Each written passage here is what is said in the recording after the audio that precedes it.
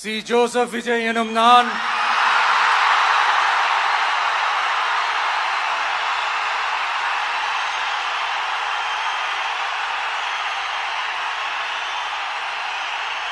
சட்டப்படி அமைக்கப்பெற்ற இந்திய அரசியல் அமைப்பின்பால் உண்மையான நம்பிக்கையும் மாறா பற்றும் கொண்டிருப்பேன் என்றும் இந்திய நாட்டின் ஒப்பில்லாத முழு முதல் ஆட்சியையும் ஒருமையையும் நிலை நிறுத்துவேன் என்றும்